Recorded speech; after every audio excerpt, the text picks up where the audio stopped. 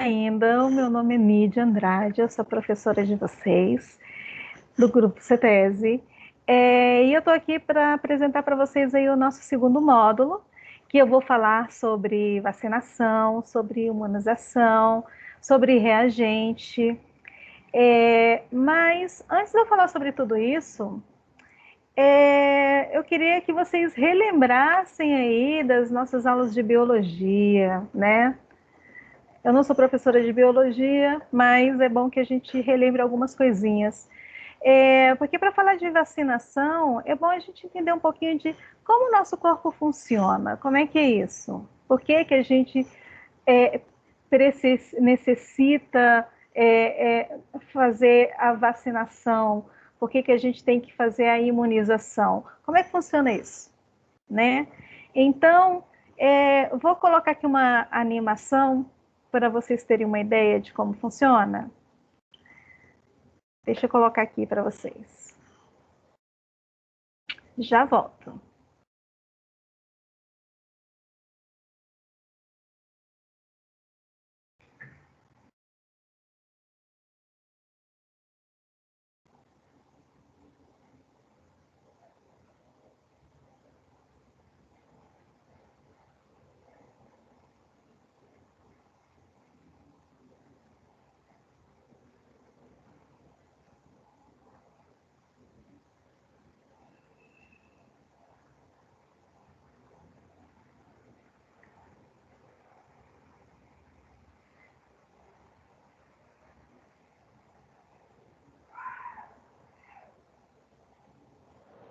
Quando um agente patogênico, como um vírus ou uma bactéria, entra no corpo, se multiplica e ataca as células, provocando uma infecção. Esse micróbio é reconhecido como um corpo estranho e o corpo usa duas estratégias de defesa com seus principais soldados, os glóbulos brancos. Na linha de frente está a resposta imune inata, com a participação dos macrófagos. Essas células assassinas comem e destroem o intruso, qualquer que seja. O agente infeccioso é capturado por fagocitose e destruído. Essa reação local rápida pode parar ou diminuir a infecção, mas nem sempre é suficiente. Outros soldados entram em cena, os linfócitos. Identificam o agressor graças a uma molécula característica. Cada linfócito ataca um tipo de vírus ou bactéria específico. Quando identifica seu alvo, ele se multiplica. Os linfócitos B produzem anticorpos em grande quantidade, que circulam no organismo e neutralizam o agressor para permitir sua eliminação.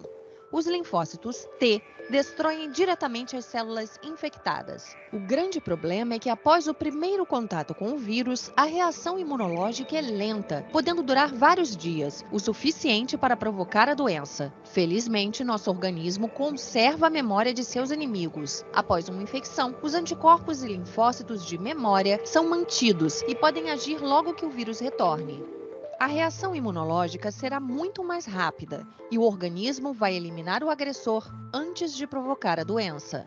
Essa memória imunológica é utilizada na vacinação, usando um micróbio inativo ou um fragmento dele. Simula uma infecção e provoca a fabricação de anticorpos, sem causar a doença. O organismo usa sua memória e fica preparado para um ataque futuro. Mas essas células de memória diminuem com o tempo e muitas vezes é necessário um reforço na vacinação.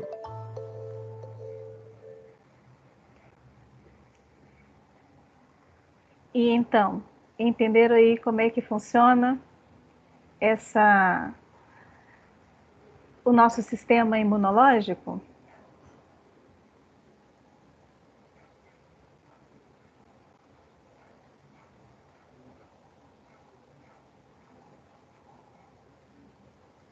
Então, o que, que seria aí, então, esse sistema, o sistema imunológico, né? O corpo, ele reage aí diretamente aos ataques de bactérias, vírus e outros micróbios, né? Por meio do sistema imunológico. Só que isso aí é muito complexo, né? Essa barreira, ela é composta quê? Por milhões de células de diferentes tipos e com diferentes funções. E elas são o quê? São responsáveis aí, né, para garantir a defesa do organismo e para manter aí o corpo, né, em funcionamento livre das doenças.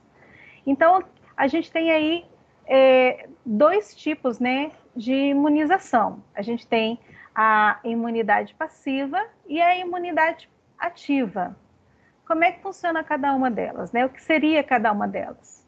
A imunidade passiva, ela pode ser naturalmente adquirida e ela é de curta duração quando, por exemplo, a imunização ela é transferida da mãe para o filho pela placenta ou pelo leite materno, né? Quando a gente fala aí que o leite materno, ele contém aí vários anticorpos que vão aí proteger a criança contra várias infecções.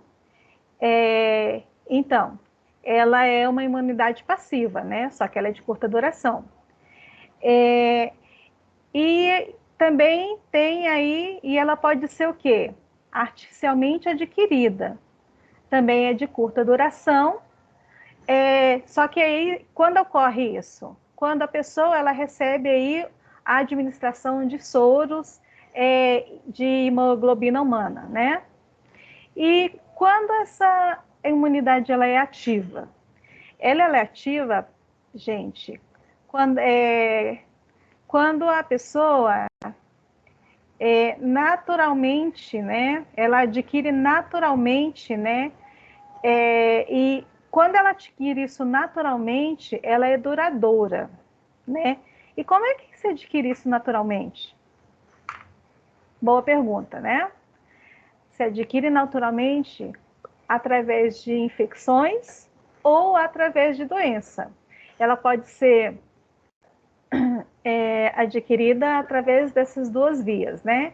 Ou ela pode ser artificialmente adquirida. Aí também ela é duradoura e é obtida através de administração de vacinas, que é o que a gente vai estudar mais profundamente aí durante o nosso curso, né? Então, só que para vocês terem a ideia aí, a imunização passiva, ela protege temporariamente e é fornecida por meio de anticorpos prontos. Então, como é que funciona aí a imunidade ativa?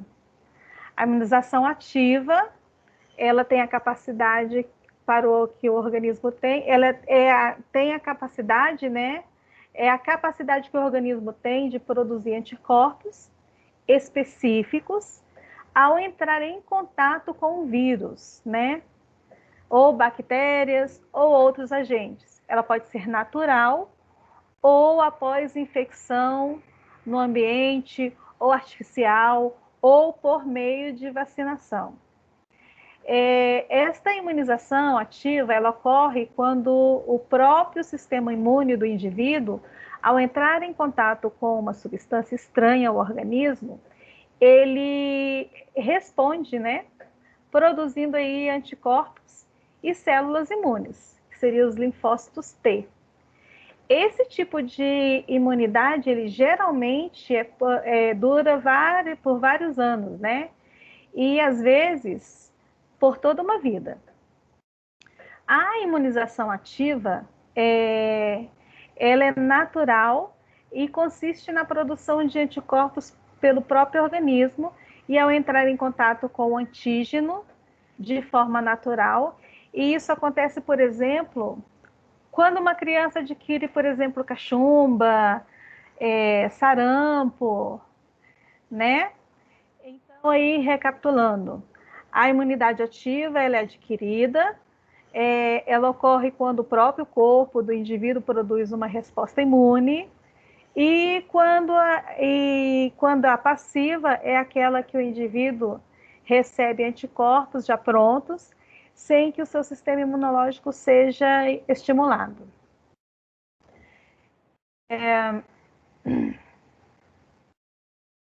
Então, assim, o que seria aí a vacina?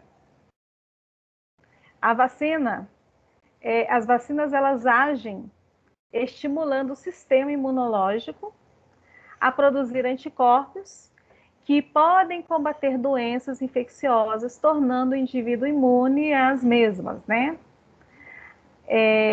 Então, é por isso que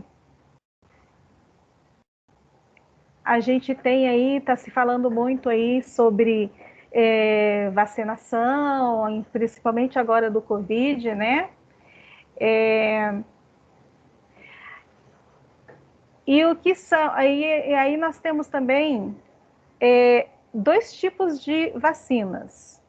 A gente tem as vacinas aí, as vacinas atenuadas e as inativas, as inativadas ou as de subunidades. O que seria cada uma delas? As vacinas virais, elas podem ser classificadas assim, como atenuadas, inativadas, como eu falei, ou subunidades, né? As vacinas atenuadas, gente, elas contêm agentes infecciosos vivos. Elas são, só que esses agentes infecciosos vivos, eles são mais enfraquecidos. Já as vacinas inativadas de subunidades, elas usam, né, subunidades, né, lá do vírus, e usam subunidades de agentes mortos ou apenas assim uma partícula dele, né? Então, só para vocês entenderem aí melhor, as vacinas atenuadas contêm agentes infecciosos vivos, tá? Ele usa lá um bichinho vivo, né? Mas extremamente enfraquecido. Já as vacinas inativadas usam agentes mortos ou alterados ou apenas partículas deles. Não vão aí se confundir, né? E aí, quais são aí as vacinas, né? Quais são as vacinas atenuadas, né? As vacinas vivas atenuadas. A gente tem exemplos aí de vacinas vivas atenuadas, por exemplo, a gente tem a BCG, que é a vacina contra a tuberculose, a vacina contra o rotavírus, né? A vacina contra a varicela, a VASP-R, que é a vacina contra o sarampo, a papaeira e a rubéola, e a vacina contra a febre amarela. Aí eu tenho outras também, contra a dengue, contra a herpes zoster, a poliomielite oral, a tetraviral, que é a sarampo, cachumba, rubéola, varicela, a tríplice viral, que também, né, que é a sarampo, cachumba e rubéola. E aí, quais são os exemplos de vacinas inativadas, né? Essas aí eu tenho a poliomielite, a injetável, né? A hepatite a gripe e a raiva. Dentro dessas coisas tudo, agora, principalmente com a questão da Covid, a gente tem discutido muito e tem se falado muito sobre IgG, IgM. O que seria isso? Seriam os reagentes, né? Se a pessoa é reagente, se não é reagente. Então, vamos entender como é que funciona um pouquinho sobre isso? Deixa eu colocar aqui para vocês uma explicaçãozinha para vocês sobre isso.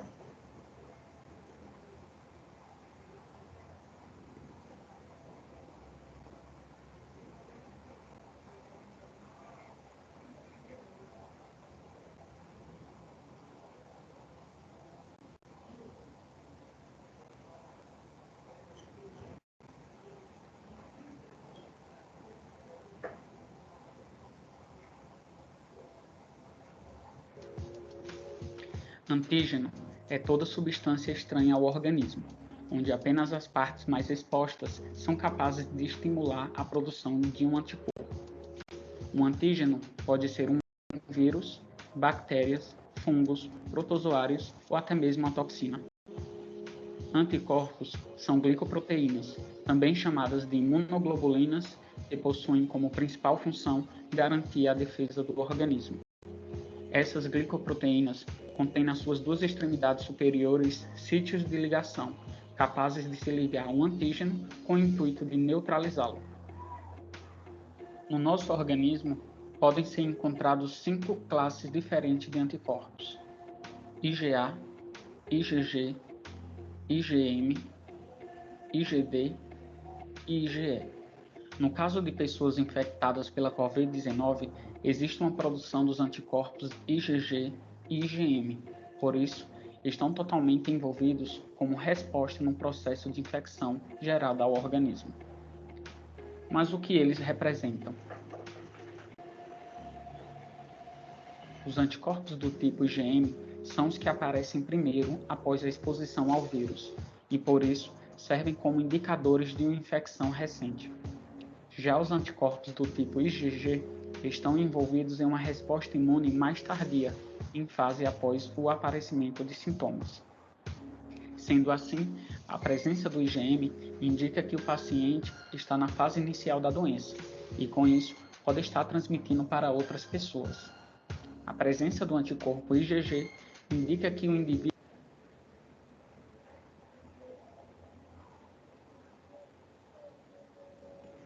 Então, já teve contato com o vírus, mas não está com a fase ativa da doença. Então, o que a gente tem discutido muito, a questão do IgM e o IgG, é exatamente isso, né? Deixa eu só voltar aqui para vocês.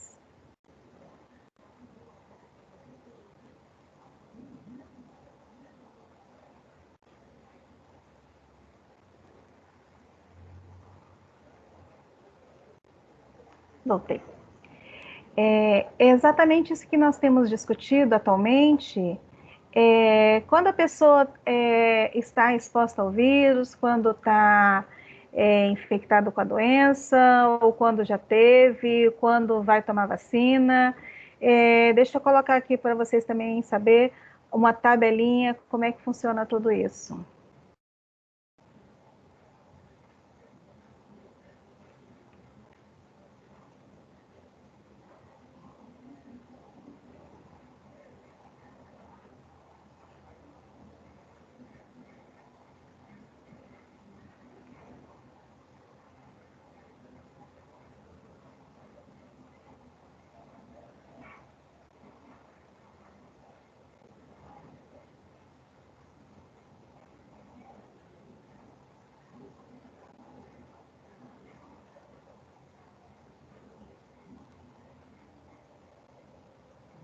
Eu deixei essa tabelinha porque ela é interessante para a gente trabalhar com as interpretações das imunoglobulinas, tá? Então, a gente tem aqui a IgM e a IgG, que são as principais que a gente sempre vai dosar. Vamos relembrar, IgM significa fase aguda, não é isso que nós vimos? IgG significa fase crônica, lembra disso, né? Bom, então, quando a gente lembra disso daí, a gente consegue interpretar muito bem. Outra coisa que a gente precisa entender, reagente significa positivo. E quando estivermos falando desse NR aqui, que é o mesmo que não reagente, significa negativo, tá bom? Então, vamos lá. Então, o paciente teve IgM positiva ou reagente. Vamos pensar que estamos falando sobre a rubéola mesmo. Vamos deixar a rubéola. Então, é uma mãe que chegou para fazer o exame de rubéola.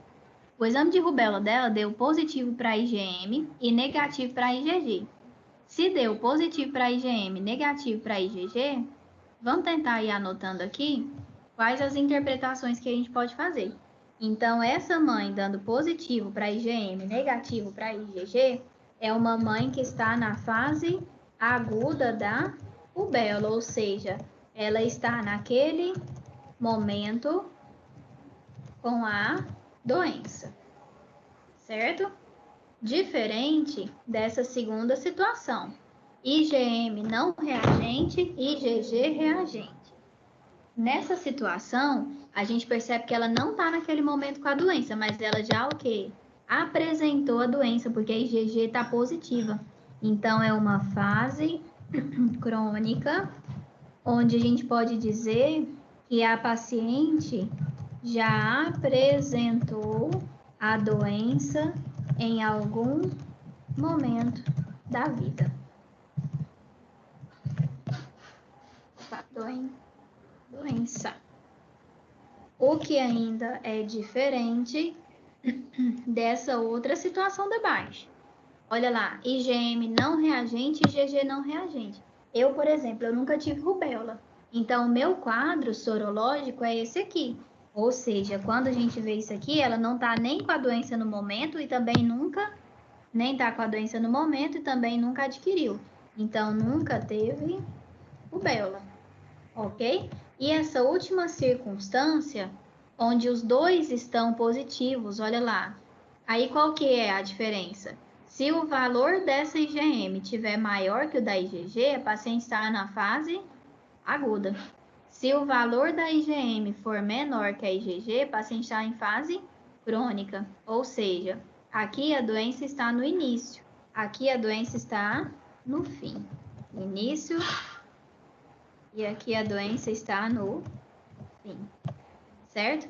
Essa atividadezinha é boa para a gente entender. Então, aí vocês entendem aí quando a pessoa está com a doença, né? Ou quando ela já teve a infecção, ou quando ela está no estágio agudo. Tem se falado muito sobre essas coisas, né?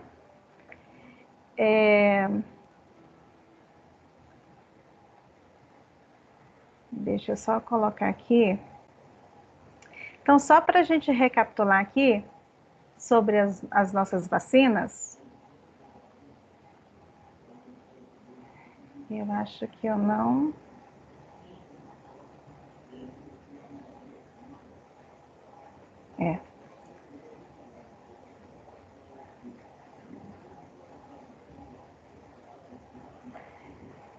Só recapitulando aqui, né?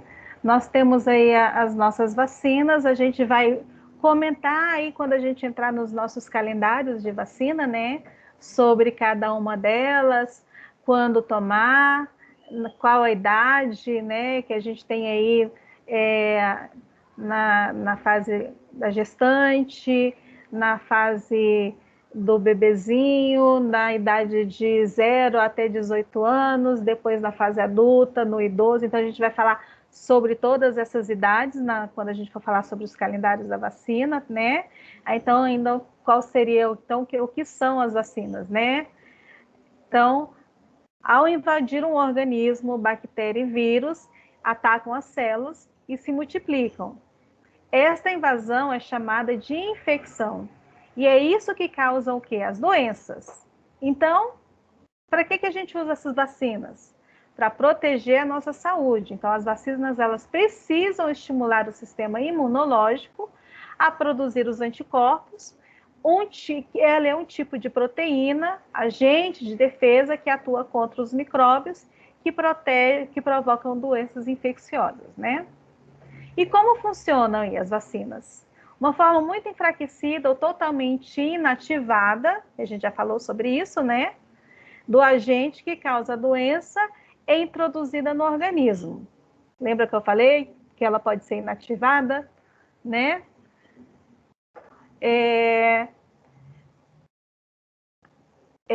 As defesas do nosso organismo entram em ação e esse combate aí é que geram os anticorpos, né? E a memória imunológica. Lembra lá na primeira animação que vocês viram que o nosso organismo tem uma memória imunológica, né?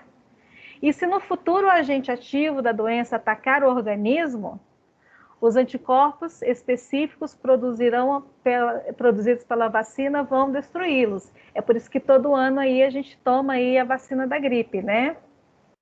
Para se proteger, porque depois aí, quando vira o vírus mesmo, a gente está protegido. É por isso que as pessoas estão tomando a vacina contra o Covid. Por quê? Porque quando vira a doença, o corpo pelo menos não vai ter aquela reação impactante que está tendo essa doença, né? Pretende ser mais leve os sintomas, né? Então, aí tem as bases imunológicas aí, né? Os seres humanos estão constantemente expostos aos agentes infecciosos e para se defender dos sistemas imunes, age de duas formas, né? Ela age rapidamente, de minutos a horas, os agentes infecciosos. Aí tem aí a fagocitose e outros mecanismos, né? Temos aí que já estão presentes no organismo antes da infecção. Isso aí é uma resposta natural, inata ou inesperada, né? E as que desenvolvem mais lentamente, né, ao longo de dias ou semanas, que é uma resposta imune específica. Aí a gente tem exemplo aí de anticorpos específicos para o sarampo. Como é que é essa resposta? A resposta é adquirida, né, ou adaptativa, né, ou específica. Aí a gente tem aí os conceitos básicos que a gente já comentou, né, da imunidade, é o estado de resistência associada à presença de anticorpos com ação específica sobre os micro-organismos causadores de determinada doença, podendo ser passiva ou ativa, né, que a gente já havia comentado. A gente só está recapitulando tudo isso, né? Aí lembra que eu falei, recapitulando, que a passiva, ela é naturalmente adquirida. A naturalmente adquirida, ela é como? Ela é de curta duração, e ela pode ser transferida da mãe para o filho, né, pela placenta ou pela amamentação, né, que eu comentei, aí pelo leite materno, que o leite materno aí tem vários anticorpos, né, ou artificialmente adquirida, e também é de curta duração, ela é obtida pela administração de soros ou imunoglobulinas humanas, né, e ela ativa, também pode ser naturalmente adquirida, ela é mais duradoura, é obtida através de infecção ou doença, como eu já falei, que pode ser uma cachumba, uma rubéola, né? Uma vez que a pessoa pega, depois nunca mais ela pega, porque ela já cria anticorpos, né? Ou ela é artificialmente adquirida, também é duradoura, ela é obtida através de quê? Administração de vacina, né? E aí a gente tem as contraindicações das vacinas, né? Que são as ocorrências de hipersensibilidades. Mas aí, essas contraindicações, a gente já vai deixar aí para o nosso módulo 3, tá? A gente deixa para a nossa próxima aula, para esse vídeo não ficar muito extenso. Então, aí a gente dá uma pausinha para a gente entrar nessa próxima etapa, tá? Então, deixa eu só voltar aqui para vocês.